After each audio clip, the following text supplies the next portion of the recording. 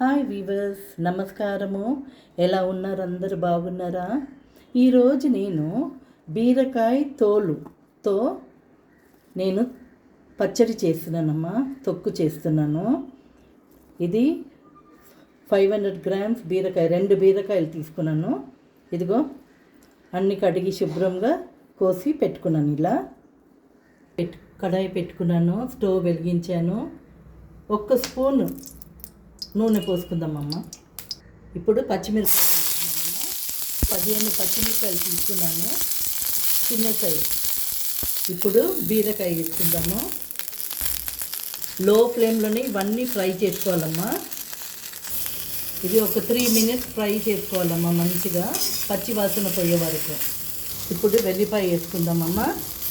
కొద్దిగా కరివేపాకు వేసుకుందాము, కొద్దిగా కొత్తిమీర వేసుకుందాము. ఒక చిన్న వెల్లుల్లి తీసుకున్నానమ్మా.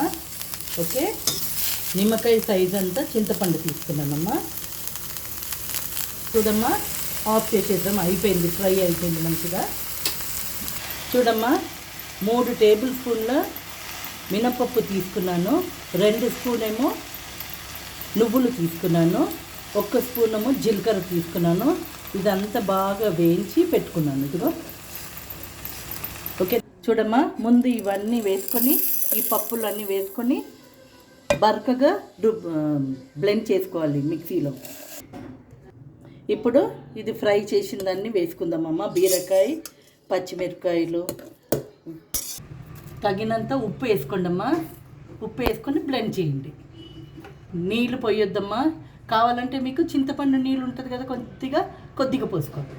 ఇప్పుడు ధనియాలు కూడా 1 స్పూన్ వేసుకుందామమ్మా. చూడమ్మా, తాలింపు కోసము ప్యాన్ పెట్టుకున్నాను, నూనె పోస్తున్నాను. స్పూన్స్ నూనెనన్నా. 5 వెల్లుల్లి కచ్చపక్క దంచి వేస్తున్నానమ్మా.